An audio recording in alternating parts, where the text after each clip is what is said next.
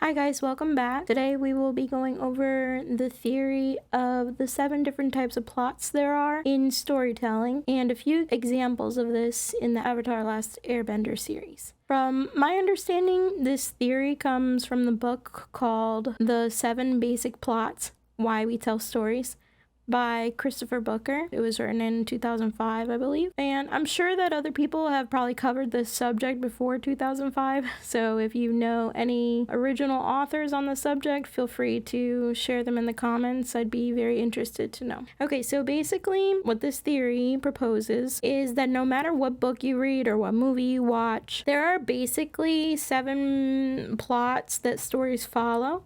And they usually don't deviate too much from these 7 categories when it pertains to the overarching theme of a storyline. Here you can see a list of the 7 different types of plots, with number 1 being overcoming the monster, number 2 being rags to riches, number 3 being the quest, number 4 being voyage and return, 5 is comedy, 6 is tragedy, and 7 is rebirth.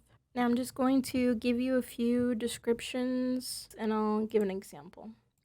So first we have overcoming the monster, number 1, and that is when the protagonist must defeat an antagonist, usually an individual, force, or entity that threatens them and their wider world. So you can see this in the movie Jack and the Beanstalk. I just put, Mickey also has a version, so I put the cuter version in there for you. But basically, Jack goes up the beanstalk and has to defeat the giant. And then we have number 2, which is rags to riches, where the protagonist achieves something they lack, loses what they've gained, and then gets it back again. You can clearly see this in the plotline for Cinderella, where, Cinderella she loses her dress here, and then she goes to the ball and she loses the slipper. Okay, and then we have the 3rd one, which is the quest, where the protagonist must set out in pursuit of a treasure, place, or other goal, overcoming challenges along the way. And you see this in The Lord of the Rings. Obviously, Frodo has to go on his quest to deliver the ring. Then we have number 4, which is where we have voyage and return, where the protagonist travels to a strange new place, experiences hardships, and makes discoveries, and then returns home with the lessons they have learned. And you can see this in the example of The Lion, the Witch, and the Wardrobe, where they actually go and live in Narnia for, this is like a spoiler, but they go and live in Narnia for a while, and then they return back as children. Then you have number 5, and that's where the protagonist experiences a series of lighthearted or confusing events before the story resolves into a happy ending. And a good example of this would be Mamma Mia. Then you have number 6, which is a tragedy. This is where the protagonist has a central trait or flaw or makes a mistake, which results in a catastrophe. And I thought that a really good example of this would be Star Wars, but only Episode 3.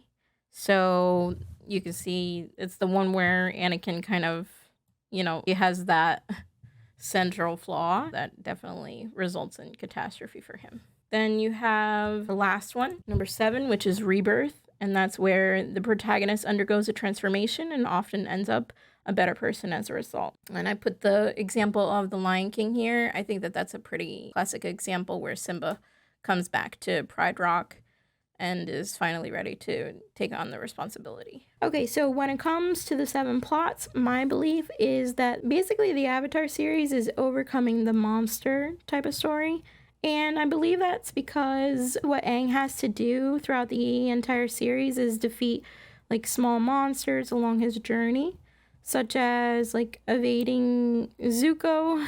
And it's almost every episode they have something new that they have to overcome. I would put the word monster in quotations, quote unquote monster, because they can be very theoretical in a sense. It's not actually always something like some gruesome slobbery monster, right? It could be either a bad guy, an external thing, or it can actually be more theoretical. In Aang's case, it would actually be kind of metaphorical, because Aang is continually defeating his own inner demons, his own inner monsters that control his actions internally. For example, in order to be able to bend water or the other elements, the characters in the story have to be able to defeat their own inner demons and monsters as well. One example of Aang's inner monster throughout the series is how he's torn between like wanting to be a kid but being burdened with that responsibility